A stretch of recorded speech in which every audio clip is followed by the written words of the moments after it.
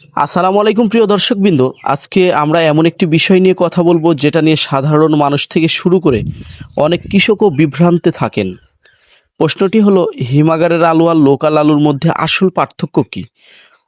সে বিষয়টি আজকে আমরা ক্লিয়ার করব।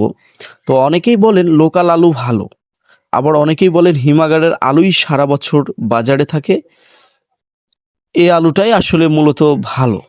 কিন্তু বাস্তবতা কী? চলুন সহজ ভাষায় বিষয়টি জানার চেষ্টা করি।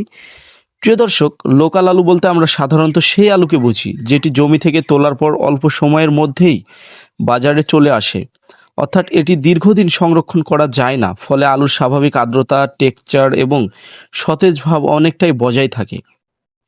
অন্যদিকে হিমাগারের আলু হলো সেই আলু যেটি কয়েক মাস নির্দিষ্ট তাপমাত্রায় সংরক্ষণ করা হয়, যাতে সারা বছর বাজারে আলুর সরবরাহ বজায় থাকে। এখন প্রশ্ন হলো, স্বাদে কি পার্থক্য আছে? অনেকের মতে লোকাল আলু একটু বেশি মিষ্টি বা তাজা লাগে, কারণ এটি নতুন আলু এবং জমি থেকে তোলার পর বেশি সময় পার হয় না। আহ, হিমাগারের আলু দীর্ঘদিন সংরক্ষণের কারণে কিছুটা শুষ্ক হতে পারে, তবে ভালো মানের আলু হলে রান্নায় তেমন কোনো সমস্যা হয় না। আরেকটি গুরুত্বপূর্ণ বিষয় হলো সংরক্ষণ। লোকাল আলু যদি বাড়িতে রেখে দেন, গরমের সময় খুব দ্রুত অঙ্কুর বের হতে পারে বা নষ্ট হয়ে যেতে পারে। পরবর্তীতে সে আলুগুলো কিন্তু অনেক সময় সিদ্ধ হতে কিন্তু ঝামেলা হয়, বা গোটা গোটা হয়ে থাকে সিদ্ধ করার পরেও। যা অনেক সময় জাল চুলায় অনেক সময় জাল বেশি দেওয়ার পরেও কিন্তু সিদ্ধ হতে চায় না। তো অনেক ক্ষেত্রে কিন্তু লোকাল আলুটার বয়স যদি বেশি হয়ে যায়, সেক্ষেত্রে কিন্তু অনেক প্রবলেম দেখা দেয়। যে আলুগুলো আমরা বাজারে দেখলাম যে লাস্ট পর্যায়ে পর্যন্ত, যেমন এখনও কিন্তু রাজশাহীতে কিছু কিছু জায়গায় এখনও লোকাল আলু অনেকের বাসায় আছে, বা আমরা বাজারেও গত কয়েকদিন আগে হালকা হালকা উঠতে দেখলাম। তো এই আলুগুলো কিন্তু এখন খাওয়ার অনুপযোগীই বলা যায়, কারণ এই আলুগুলো সিদ্ধ হতে সমস্যা হয়, এগুলার শুষ্ক হয়ে গেছে আলুগুলো। তো কিন্তু হিমাগারের আলু নির্দিষ্ট নিয়মে সংরক্ষিত হওয়ার কারণে কিন্তু দীর্ঘ সময় পরেও বাজারে সরবরাহ করা যায়, এবং এটিতে সেরকম কোনো সিদ্ধ হওয়ার বা খাওয়ার কোনো সমস্যা হয় না। এখন আসি বাজারের কথায়।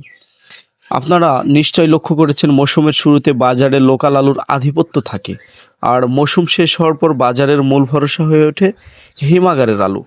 অর্থাৎ বছরের বেশিরভাগ সময় মানুষ যে আলু খায় তার বড় অংশই হিমাগার থেকে আসে। আরেকটি বিষয় নিয়ে অনেকে ভুল ধারণা রয়েছে অনেকের। তো অনেকে মনে করেন হিমাগারের সব আলু নিম্নমানের। এটি সম্পূর্ণ সঠিক নয়। যদি জমি থেকে ভালো পরিপক্ক এবং শুকনো আলু বাছাই করে হিমাগারে রাখা হয়, তাহলে সে আলু মাসের পর মাস ভালো থাকতে পারে। কিন্তু যদি কাটা, রোগ আক্রান্ত বা ভেজা আলু রাখা হয়, তাহলে সমস্যা হওয়ার সম্ভাবনা বেশি। অর্থাৎ পার্থক্যটা শুধু হিমাগারের নয়, আলুর মানেরও। আরেকটি প্রশ্ন হচ্ছে, দাম কেন ভিন্ন হয়? লোকাল আলুতে সংরক্ষণ খরচ নেই। অনেকেই বলেন যে লোকাল আলুর বাজার কম, হিমাগারের আলুর বাজার বেশি কেন? আমরা সেটি কিন্তু এর আগেও বেশ কিছু ভিডিওতে দেখিয়েছি যে দামের অনেক কিন্তু ডিফারেন্স রয়েছে। তো হিমাগারের আলুর সঙ্গে যুক্ত হয় স্টোর ভাড়া, সেট খরচ, শ্রমিক খরচ এবং পরিবহন ব্যয়। ফলে অনেক সময় হিমাগারের আলুর বাজার দর তুলনামূলক বেশি হওয়ার কথা হয় বা বেশি হয়, কিন্তু লোকাল আলুতে এ ধরনের কোনো খরচ নেই, যার জন্য লোকাল আলুর কিন্তু বাজার কম থাকে। তো সর্বশেষ একটি কথাই বলবো, লোকাল আলু হোক কিংবা হিমাগারের আলু, যদি সেটি পরিষ্কার পরিচ্ছন্নভাবে সুন্দরভাবে সংরক্ষিত হয়, তাহলে দুটি নিরাপদ এবং খাওয়ার উপযোগী এবং দুটি ভালো থাকে। তাই শুধু লোকাল বা হিমাগারের নাম দেখে নয়, আলুর গুণগত মান দেখে কেনার চেষ্টা করুন। এখন আপনাদের কাছে আমার একটি প্রশ্ন, আপনারা রান্নার জন্য কোন আলু বেশি পছন্দ করেন, লোকাল আলু নাকি হিমাগারের আলু? আপনার মতামত আমাদেরকে কমেন্টের মাধ্যমে জানাবেন। ধন্যবাদ সবাইকে, সবাই ভালো থাকবেন। আল্লাহ হাফেজ।